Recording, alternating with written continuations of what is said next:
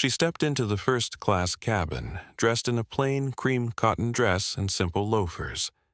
Yet they mocked her, demanding she leave. They were clueless that her billionaire husband owned the entire airline. What unfolded next stunned everyone. Denver International Airport hummed with its usual frenzy. Families dragging suitcases, executives glued to phones, and announcements blaring overhead. It was a chilly April morning, the Rockies towering beyond the terminal's glass. Emily Harper, 32, arrived from a shuttle bus, her cream dress swaying lightly. Striking yet understated, her auburn hair loosely pinned, green eyes calm but sharp, she wore a tarnished gold bangle from her mother. Her faded satchel held a laptop and a worn novel. No luxury bags, no logos, she blended in, just as she preferred. But Emily was no ordinary traveler. Emily wasn't just anyone. Married to Nathan Harper, a 41-year-old tech mogul worth $60 billion after revolutionizing travel with SkyPulse, she co-founded the airline, owning 38% of its shares. Despite their wealth, Emily shunned their private jet, insisting on commercial flights to stay grounded. Her satchel, scuffed from years of use, screamed practicality over flash. Today's Seattle flight was a red-eye, and her first-class ticket, Seat 1B, was a rare indulgence for work. The first-class lounge gleamed. Plush seats, soft piano music, baristas pouring cappuccinos. Emily skipped it, heading to the gate. She handed her boarding pass to the agent, a young woman named Sophie, whose smile wavered. Sophie's eyes scanned Emily's dress, her satchel, then the pass. "Name, please?" she asked, hesitating. Emily smiled softly. "Emily Harper." Sophie's brow furrowed. "One sec," she mumbled, typing rapidly. A man in a tailored suit nearby smirked, muttering, "Economy's back there?" Emily ignored him, her gaze on the jetway. In Seat 1B she settled in, but a passenger, Olivia Grant, 45, draped in designer scarves, leaned toward her neighbor, voice carrying. "Who let her in?" "That dress looks like a tablecloth." Her laugh rippled, heads turning. "She's faking it for clout," Olivia added, snapping a photo. Another passenger whispered, "Bet she stole that ticket." Their jeers stung, but Emily adjusted her bangle, her face calm.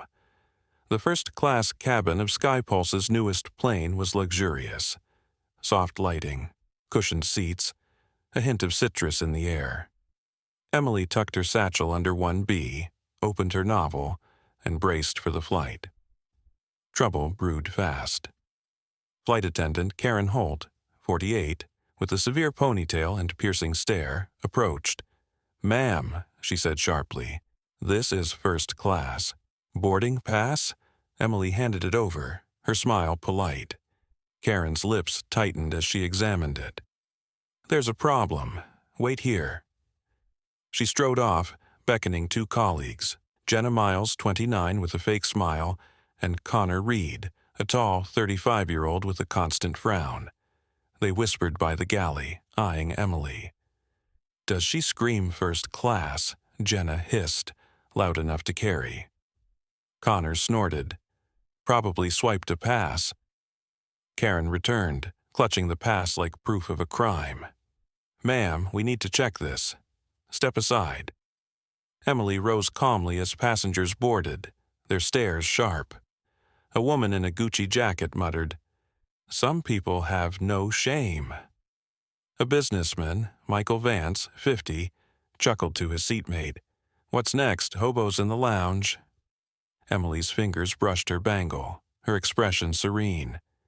Karen scanned the pass again, her scowl deepening.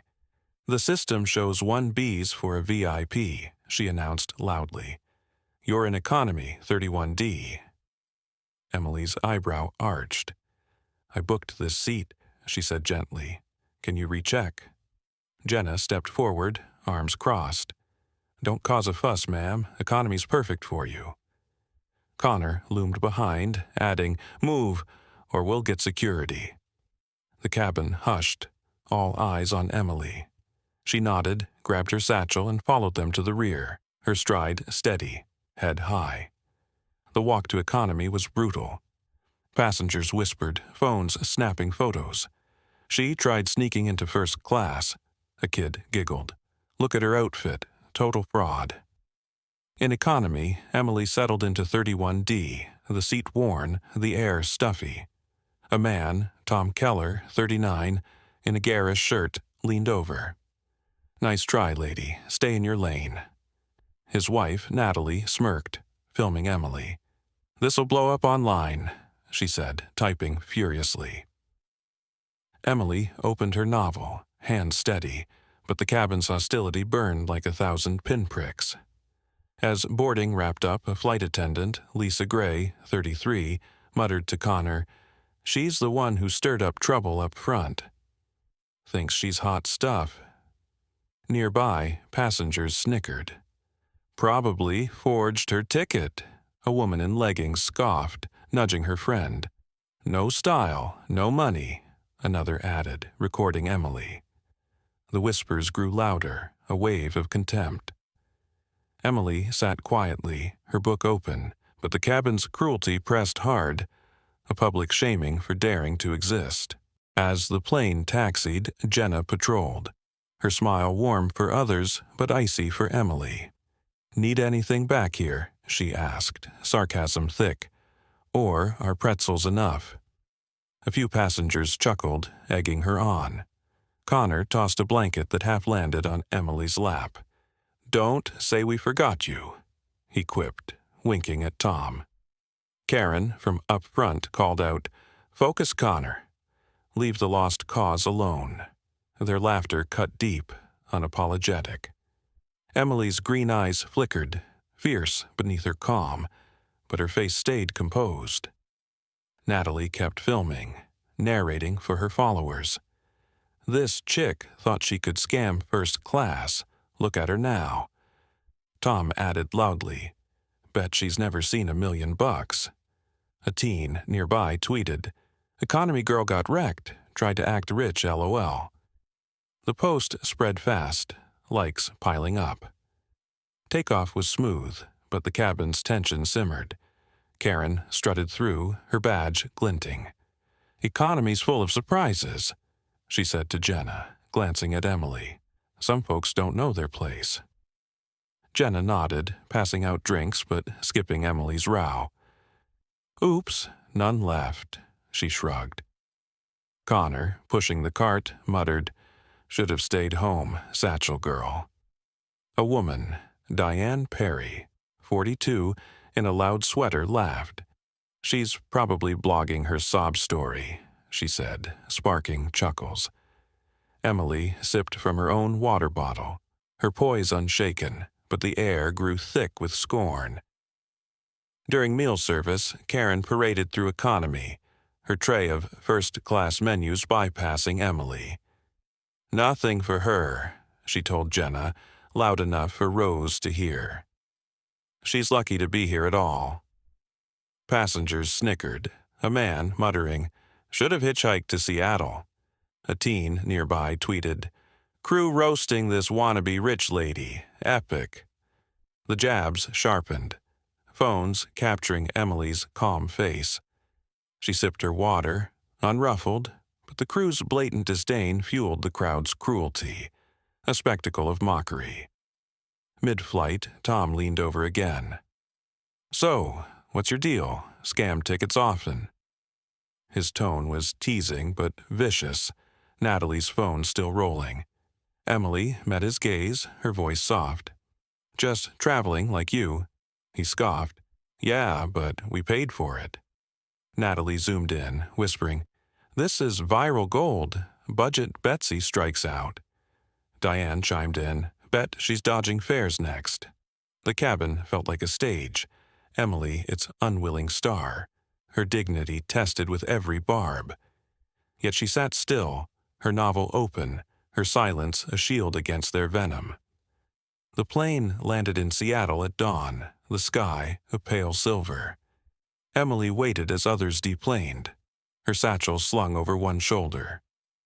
Karen stood at the exit, her smile reserved for first-class passengers. "Hope you learned your lesson," she said as Emily passed, her tone cold. Jenna added, "Buses are more your speed." Connor just smirked, waving her off. Outside, Emily hailed a cab, her face composed, but her phone buzzed. Natalie's video had gone viral, captioned, "First class flop, know your place." It racked up 1.8 million views. At the gate, a group of first-class passengers lingered, their voices loud. "She's the one who delayed us," Michael Vance said, pointing. "Trying to play VIP in that getup? Sad?" His wife nodded, snapping photos, one tweeting, "Budget gal trashed first class." The crowd's laughter swelled, a final sting. Emily stood patiently, satchel ready, her grace untouched, but their malice lingered like a bruise. In the cab, she scrolled through X, where the storm raged. "SkyPulse shames passenger," one post screamed, sharing the clip. "Classist crew," another read, retweeted thousands of times. Comments split. Some cried, "She didn't deserve that," while others sneered, "Dress like that? Her fault. No way she's first class." Fraud. Emily's expression stayed unreadable. She didn't tweet, didn't vent. Instead, she opened her laptop, pulling up a file labeled SkyPulse Service Issues. Her fingers flew, her focus razor sharp. Back at the airport, Karen whispered to Jenna, "Probably a bonus for shutting down that wannabe." Connor nodded, smug, unaware of the reckoning brewing just hours away. At SkyPulse's Seattle headquarters, a sleek tower overlooking the Sound, the boardroom buzzed with tension. Karen, Jenna, and Connor sat up front, uniforms pristine, expecting praise for defending the brand. They'd been summoned urgently, told it was critical. Karen leaned toward Jenna. "Bet it's a raise for handling that imposter." Connor grinned, confident. The room filled. Executives, shareholders, a PR team scrolling tablets. Then the doors swung open. Nathan Harper entered, his presence commanding at 41, with dark hair and eyes that could soothe or sear. Behind him stood Emily, in the same cream dress, her bangle glinting, satchel gone. The trio froze. Nathan took the table's head, Emily beside him. "Thanks for coming," he said, voice low but firm. "Yesterday, a passenger was humiliated on Flight 319. You moved her from first class, questioned her right to be there." Karen's smile vanished. Jenna shifted uncomfortably. Connor's grin faded. Nathan clicked a remote, and Natalie's video played on a screen, every sneer, every laugh painfully clear. The room fell silent, the crew's faces paling. Nathan leaned forward. "The woman you shamed is Emily Harper, my wife, co-founder of SkyPulse. She owns 38% of this company and wrote the service standards you're bound to uphold." Gasps echoed. Karen's hands shook. Jenna stared at the floor. Connor's jaw tightened, eyes darting. Nathan's voice grew stern. "You didn't just break rules, you broke trust with her and every passenger who flies with us." Emily stood, her voice steady but cutting. "I'm not here for blame," she said, sliding a report across the table. "This logs 24 cases of class-based bias on SkyPulse flights, passengers judged by looks, bags, accents." Emily's green eyes swept the room. "I was one. Others weren't so fortunate." She paused, the weight of her words sinking in. "I don't want compensation. I want justice for those without my voice." The board leaned forward, some nodding, others scribbling. Karen stammered, "We thought she didn't look." Nathan cut her off. "You thought wrong, and you acted worse." He faced the board. "We decide now, protect profit or people." A vote was called, hands rising unanimously. The PR head, Laura Chen, 37, proposed a plan. "We retrain, reform, rebuild trust," she said. Emily nodded. "Start with accountability." The trio's fates were set, not fired, but reassigned. Karen would man the complaint desk for a month, facing furious callers. Jenna got economy duty, no perks. Connor was sent to baggage claim, hauling luggage in the rain. All three faced mandatory training under Emily's standards, line by line. The board greenlit a new campaign: respect over looks, to retrain staff, overhaul policies, and ensure no passenger felt lesser. Emily's report became its foundation, her vision its soul. Jenna's economy stint humbled her fast. Serving packed rows, she faced glares from passengers who'd seen the video. "You're the one who mocked her," a father snapped, refusing her tray. Tips vanished, her charm useless. Online, her name trended with number SkyPulse snobs, her old posts mocked. She studied Emily's standards, each rule a reminder of her misstep.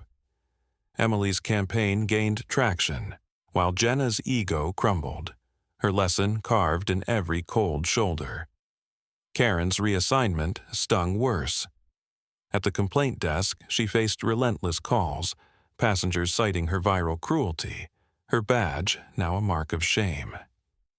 "You humiliated that woman," one caller yelled, quoting Emily's story.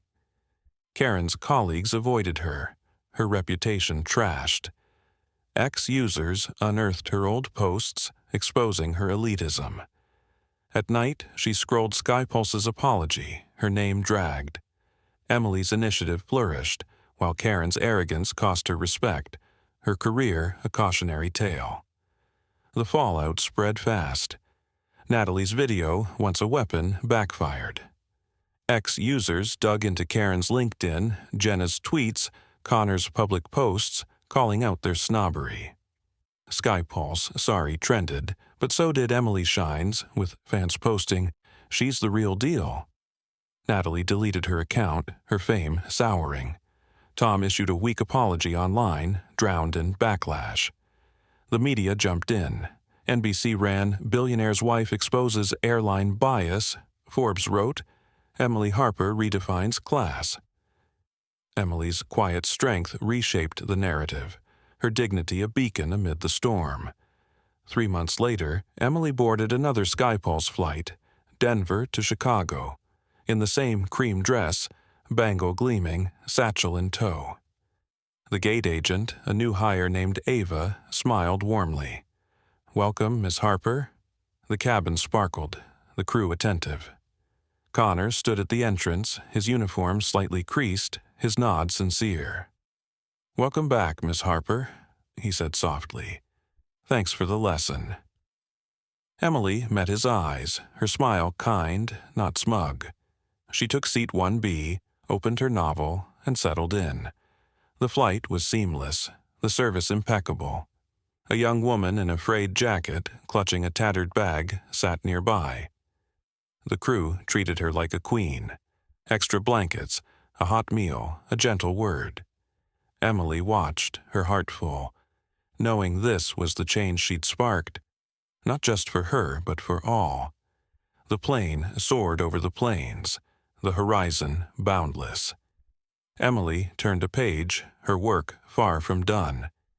She'd turned their cruelty into a new kind of sky, one where no one flew beneath another. Sometimes the loudest statements come without a shout, just a quiet woman in a cotton dress who refused to back down. If this story resonates, remember, respect isn't worn, it's earned. And often, the most powerful person in the room is the one nobody bothered to notice.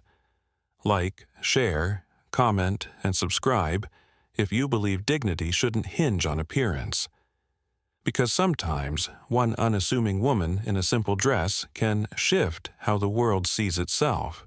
Skyline's emergency call, legal, PR, executives imploded. Apex flagged us for ethics violations, counsel said. Future deals need double audits. Silence gripped the room. Someone whispered she showed our flaws. Ramsey, pale, tossed his script. "No spin, she wants truth. Book the press conference, I'll speak," he said, voice heavy. At 4:12 p.m., Ramsey faced cameras, unscripted. "We failed Lila Carter, a merger stakeholder and a person owed dignity. We gave none." His voice wavered. "We lose trust, truth. I'm sorry." The feed cut. Lila's silence had forced accountability, her calm louder than any corporate apology. Lila rewatched the stream in a private lounge, face unreadable. Justice wasn't a show, it was a reckoning. In Skyline's boardroom, Ramsey faced her, no cameras. "Claire and Nate are fired, others reviewed," he said. Lila nodded, unmoved. She wasn't after names, she wanted systems rebuilt, biases exposed. "You've done the basics," Lila said. "Now, overhaul what's broken, retrain staff, link it to bonuses, audit equity quarterly, mandate bias training yearly, third-party led." Ramsey blinked. "That's huge." Lila's voice was iron. "You lost $3.8 billion. I'm your lifeline. This is the minimum." Ramsey nodded, outmaneuvered. A week later, a memo hit major airlines. Carter Protocol, passenger equity. 10 standards, Lila's vision spread fast. CEOs acted quietly, her name unshakable.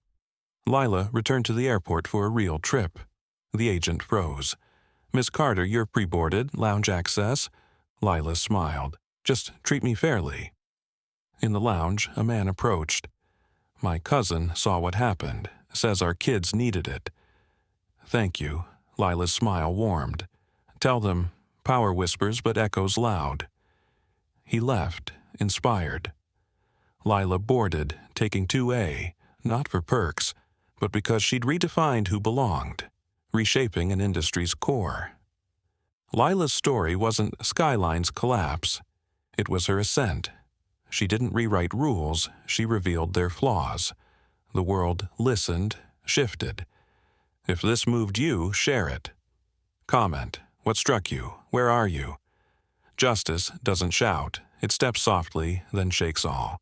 Subscribe for stories that expose, challenge, amplify.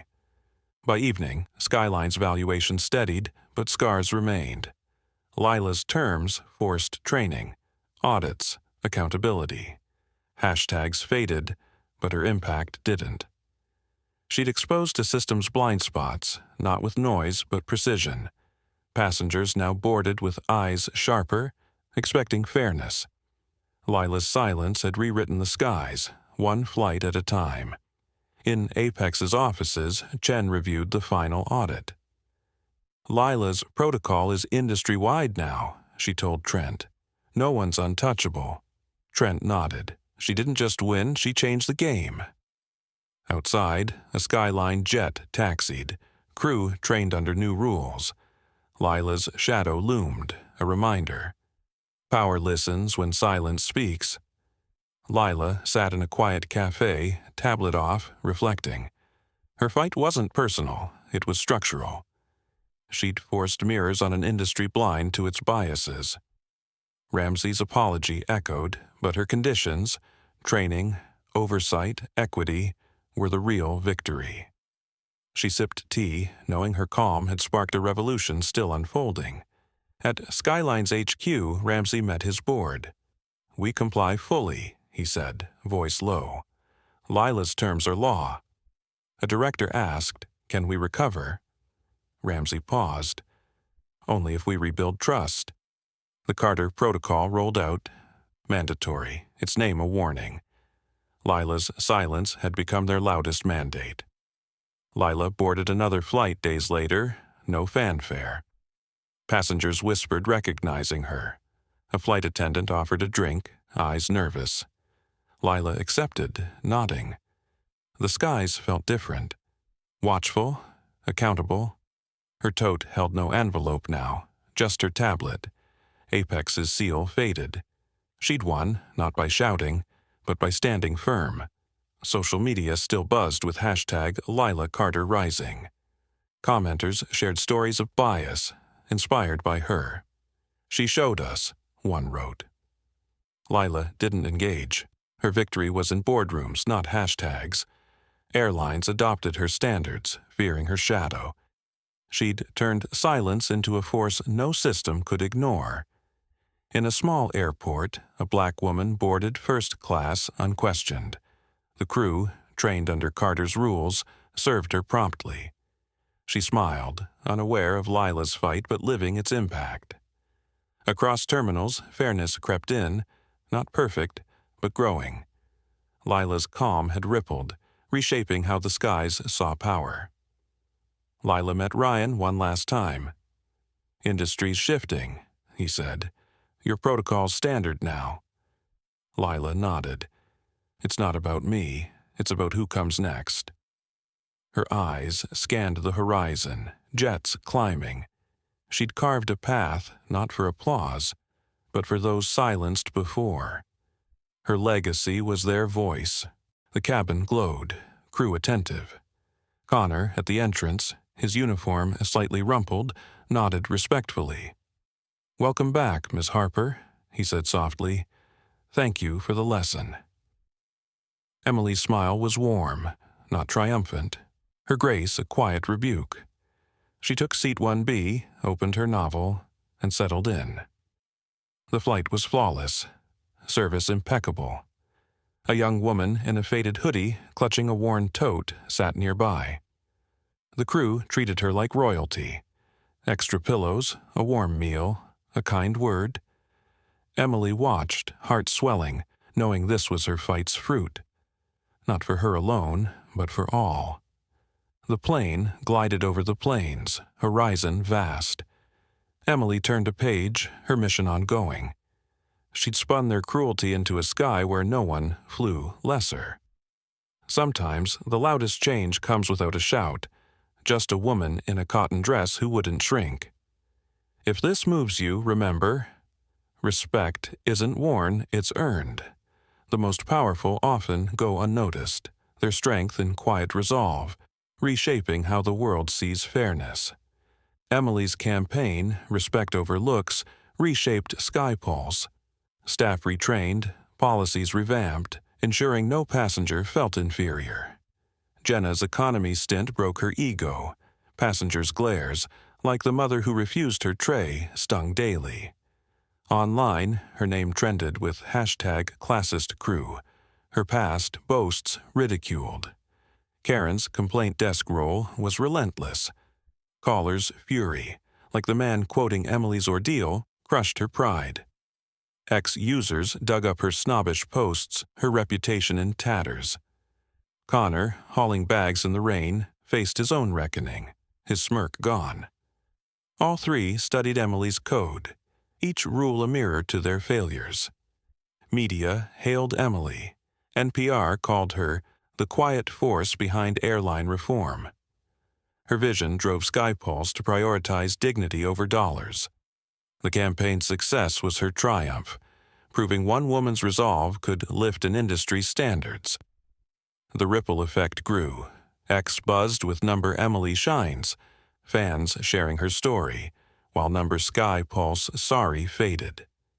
Natalie's video, once viral, became her downfall. Her account gone, her clout toxic.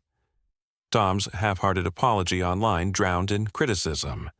SkyPulse's stock rose as customers praised its reforms.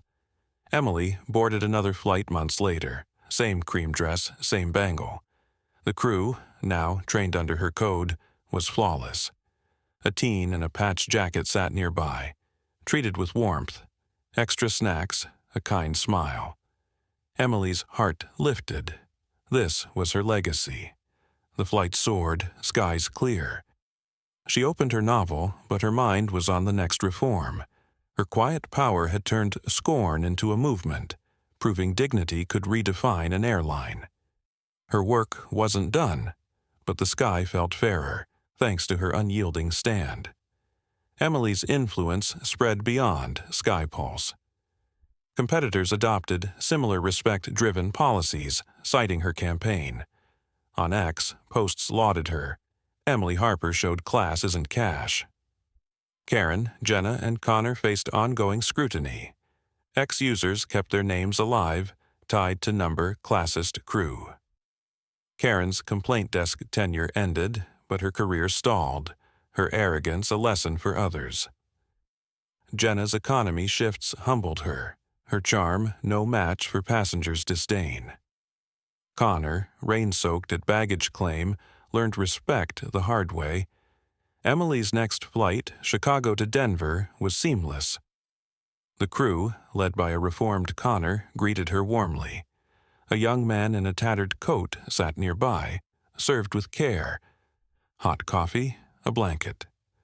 Emily smiled, knowing her fight had reshaped the skies, ensuring no one flew beneath another, her quiet strength a beacon for change. The plane cruised smoothly, the cabin warm with fairness.